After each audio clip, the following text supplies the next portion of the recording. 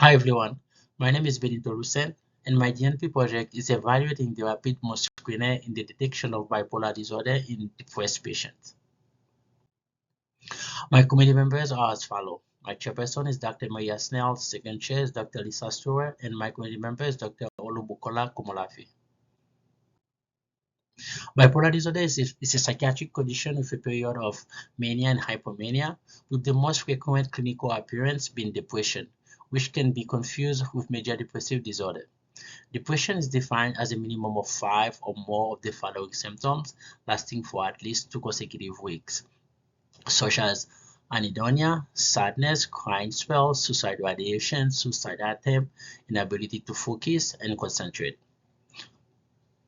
Mania Mania is defined as an elevated, irritable, or expansive mood that is present almost every day for at least a week, with hypomania as the same symptom of mania, less severe, but only present for 4 consecutive days.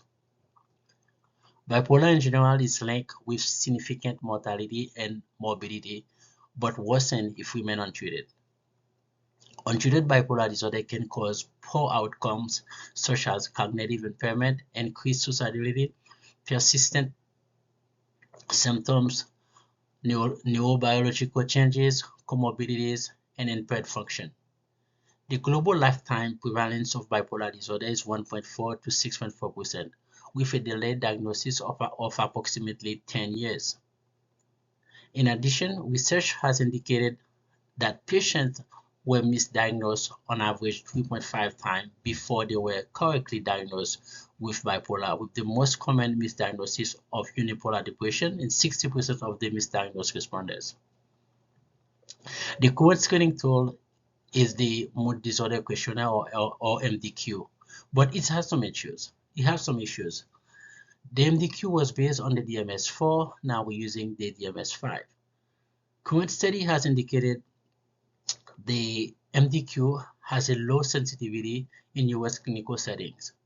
A recently developed tool for detecting bipolar disorder called the Rapid Mood Screener. The RMS is a new and realistic patient assessment tool that uses easy to understand language to assess manic and bipolar depression within 2 minutes to identify bipolar 1.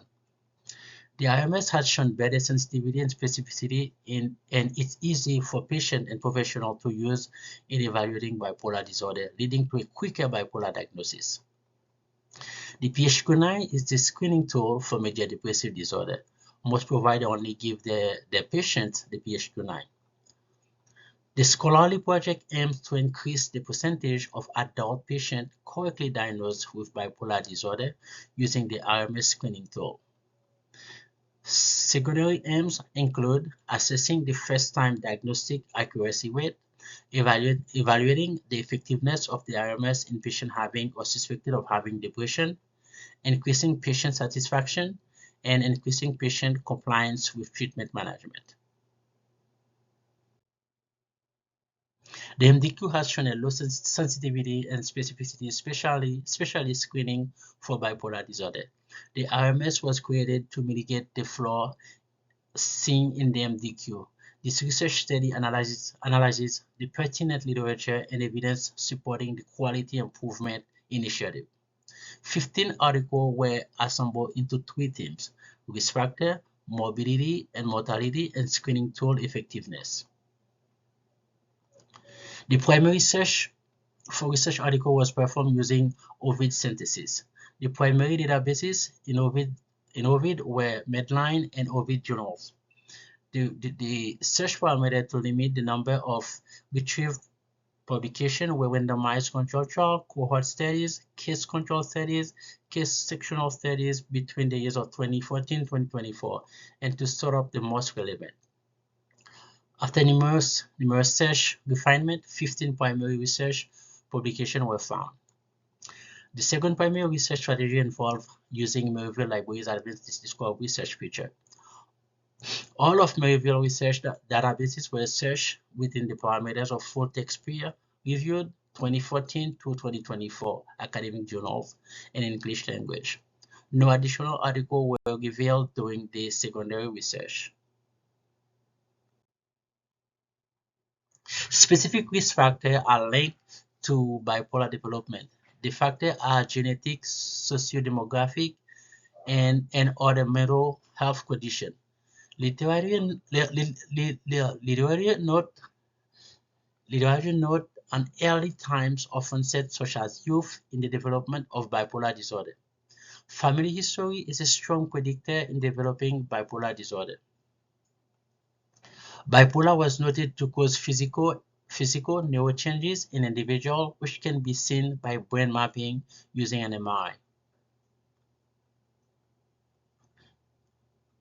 The socio-demographic risks are age, educational years, and marital status. Studies indicate bipolar generally occurs in people with depressive disorder during adolescence and highly educated people who are unmarried. Patients that have demonstrated psychotic depression, increased history of recurrent depressive disorder, and diagnosis of major depressive disorder during teenage years at increased risk of developing bipolar. Untreated bipolar negatively impact morbidity and mortality. It is linked to depression, anxiety, attention deficit disorder, post-traumatic stress disorder, borderline personality disorder, neurodevelopmental disorder. Depression and bipolar mimic many of the same symptoms, making diagnosing difficult. The risk factor for major depressive disorder to convert to bipolar are early age of onset, female, family history, major depressive disorder, mental disorder, substance abuse, or history of suicidal behavior. Conditions such as PTSD and ADHD mimic the manic or hypomanic side of bipolar. Mortality exponentially increased with bipolar as evidenced by an increased rate of suicidal behaviors. Bipolar has a high mortality rate due to impulsivity, which is seen in comorbid condition of ADHD. It is explained the exacerbation of negative symptoms with co-occurring disorders. Many providers currently use the MDQ, but research shows it to be inconsistent in its evaluation of bipolar disorder, which study demonstrating various cutoff points to increase the sensitivity of the screener. The originally reported positive screen for MDQ required a cutoff of 7, but but current research has shown the cutoff must increase to 8 to get the same sensitivity and specificity. A newer screening tool was created, the RMS, to close the failure gap noted with the MDQ. The RMS has better sensitivity and specificity in screening for bipolar 1 and can assess clients with fewer questions, causing general practitioners to prefer the RMS over the MDQ. A positive screen for the RMS is a yes to 4 or more out of 6 questions. The MDQ has 3 parts, encompassing for 15 items compared to the 6 RMS items with a better positive screen for bipolar 1. The strength of the article was that most had IRB approval, demonstrating that all ethical practices were followed while maintaining patient safety. Most articles had no conflict of interest, indicating no benefit for the researcher to sway the result in any direction. A handful did have conflict of interest, but they were transparent as stated within the research study. A large sample allowed for correlation and assumption to be made of the larger population. Large sample mitigates the effect of bias within the study.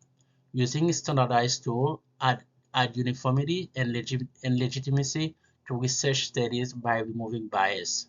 Using the Diagnostic and Statistical Manual of Mental Disorder and structured clinical interview demonstrates that all participants were included or excluded during the same criteria.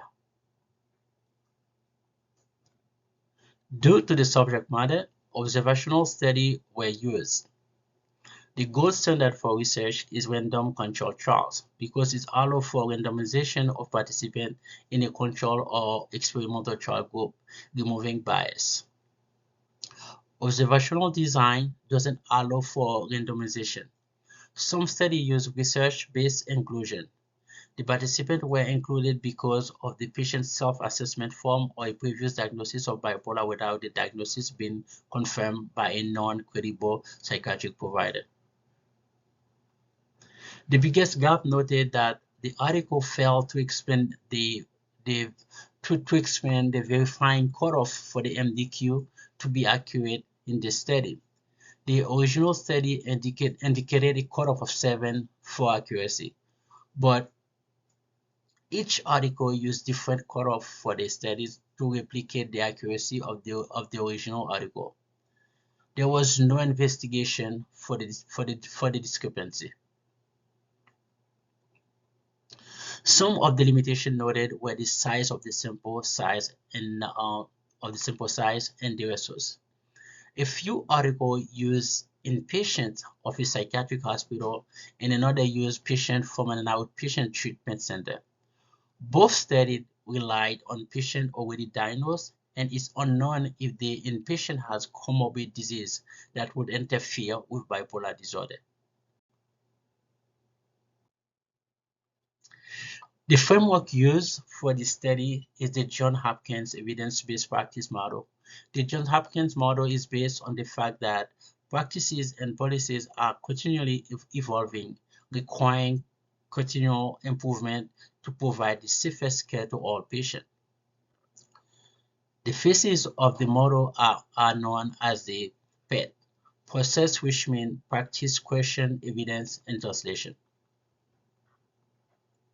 The practice question is divided into 6 steps. Recruit an interdisciplinary team, state the problem, create and polish the EBP using a P-code format, state the stakeholder, identify project leadership, responsibility, and conduct team meetings.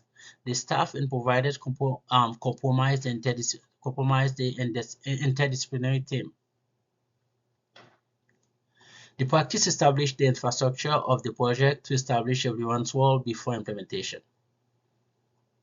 The evidence phase is divided into 5 steps: conducting internal and external evidence search, evaluating the quality and level of each evidence, generalizing the evidence, combining the quality and strength of the evidence, and stating recommendations from the analyzed evidence.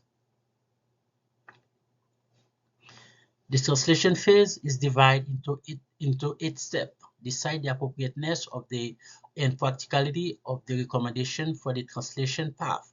Develop a plan. Gather resources and backing to start the plan. Execute the plan. Appraise the outcome. Inform the stakeholder about the outcome.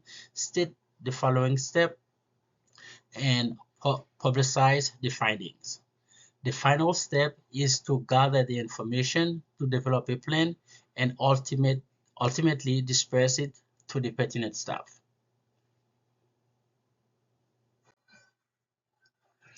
The study was a quality improvement initiative because it's focused on improving the current practice of assessing patients for bipolar disorder.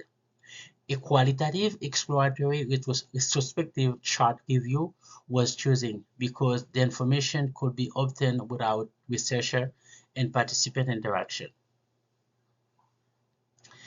The use of screening tool and structured clinical interview were the only required components to answer the research question or whether the IMS is more effective than the PHQ-9 alone in assessing patients for bipolar disorder who are suspected of having major depression. Since patients are misdiagnosed mostly with depression, the PHQ-9 was used to assess the participant depression level. Once the clinics need to increase the accuracy of patient bipolar diagnosis rate and decrease misdiagnosing adverse effect was determined, the pilot study was created. The IMS was included in the intake process. Once IRB approval was obtained from Maryville University and permission was granted from the facility owner, the researcher was given a list of new adult patients within the defined date. The researcher de-identify all patients and assess the patient EHR to determine if the person will be included or excluded. A positive screen for the RMS or PHQ-9 was indicated within the number 1 and a negative screen within the number 2. The researcher reevaluated the included participant EHRs 2 months later to see the client final diagnosis and to evaluate the patient's outcome. For the final diagnosis, a bipolar diagnosis was indicated with a 1 and any other mental health diagnosis with a 2. The RMS, PHQ-9, and final diagnosis results were input on a data collection tool. A minimum of 44 patients were required to achieve a power of 0.8. Of the total of 139 patients chart given to the researcher, only 109 met the inclusion criteria. The participants comprised approximately 85% Caucasian, 10% American Indian, 2% African American, and 2% Asian Pacific Islander. The inclusion criteria were all new patients 18 years old and older seen between July 9, 2024 to September 17, 2024. The patient can be diagnosed or have any known history of bipolar disorder and is mentally competent while being a good historian. Exclusion criteria were 17 years old and younger, established patient within the practice, not been seen within the designated date, current or history of bipolar and active drug use.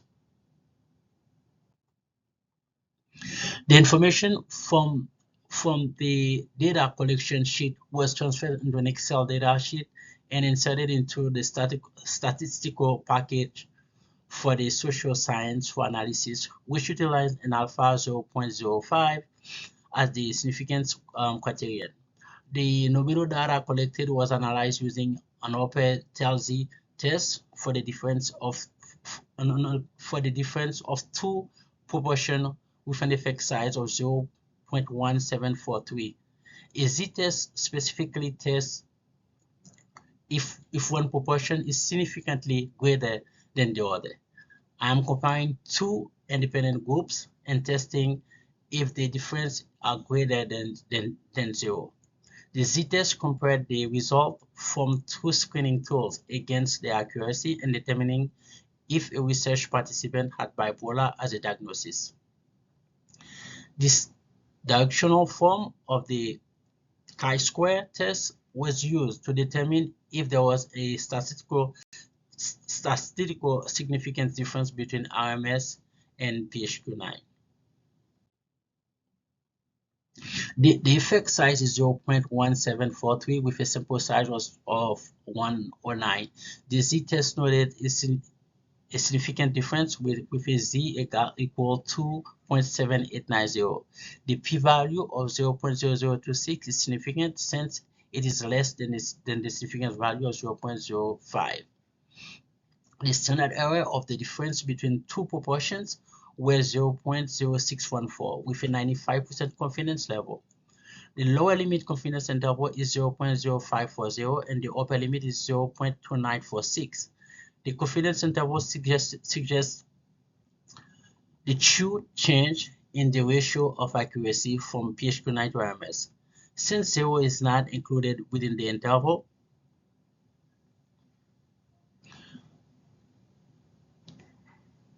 we have significant evidence to show a change in one direction. The accuracy rate of the RMS was 85% and the PHQ-9 was 66%. The interval suggests if you were to run a similar process, the RMS would be 5.4% to 29.46% more accurate than the PHQ-9. The achieved power of the study is 0.87 0.780, which is considered high in strength. There is sufficient information to suggest an increase in diagnosis accuracy and RMS from PHQ-9. The retrospective design does not allow interaction between the researcher and the participant. Self-assessment tools are part of the data gathering, must be inserted based on the participant perspective without an objective input. The participant must recall either the previous 2 weeks of the PHQ-9 or a history where the patient noticed specific symptoms that lasted a week for the RMS. Due to the tool being a self-assessment that covers the participant lifetime, there is no way to eliminate recall bias. The patient current symptom may affect how the individual answers questions on the form or during the clinical interview. The participant current emotion may corrupt or contaminate the memory of past emotion, potentially altering the person diagnosis. Based on our finding, the data demonstrate rapid mood screening accurately identifying patients with bipolar disorder, even when they have major depression or history of major depression. It is significant because the majority of patients enter the system during a depressive phase. The RMS is an easy-to-use tool, and healthcare providers has indicated they will be more willing to use the RMS versus the MDQ. The increased frequency of using the RMS will decrease the misdiagnosis rate, allowing the quicker bipolar disorder diagnosis. Once patients are appropriately identified with bipolar disorder, the correct medication treatment can begin. Once the patient impulsivity is addressed and managed, the quality of life will improve because they will not have make rush decision or action.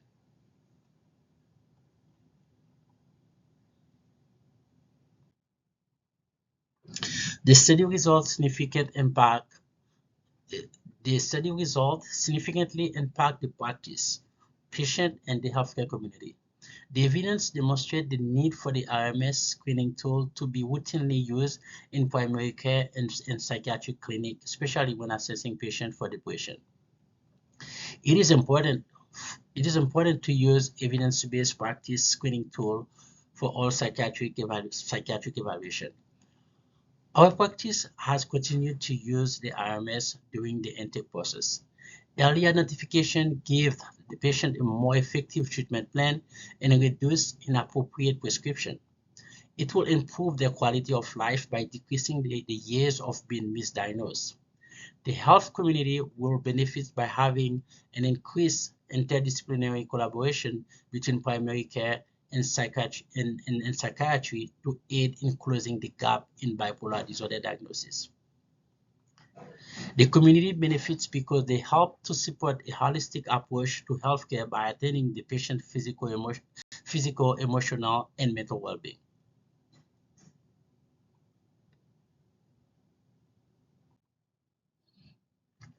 The project focused on improving early detection of bipolar disorder using the rapid mood screener. The gap in clinical practice was bipolar disorder frequently being misdiagnosed as major depressive disorder, leading to years of improper medication management. Utilizing the updated screening tool can significantly improve diagnosis accuracy, encourage safe medication management, and improve patient outcomes.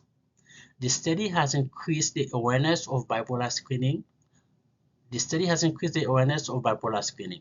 Providers must move beyond simple depression screening to perform a more comprehensive evaluation to include bipolar disorder. The immediate impact of this study is the clinic continued use of the RMS in our patient workflow. Staff and providers have expressed the ease of its use and scoring. What I will do differently for future studies will be to incorporate a broader population to include primary care providers to assess both primary care and psychiatric patients. The DNP program transformed me clinically and personally.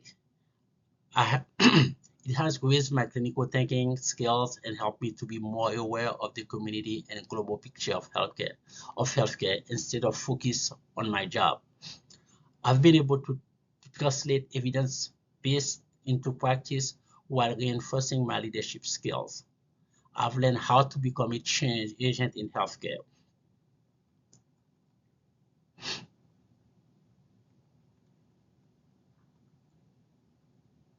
I can positively influence the future of nursing and nursing practice by continuing doing other studies.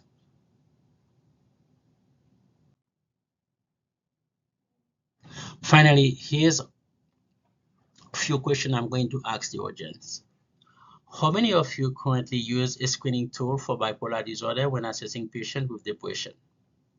The second question, what challenges do you see providers facing when attempting to implement a new screening tool such as the RMS mood screener in daily practice?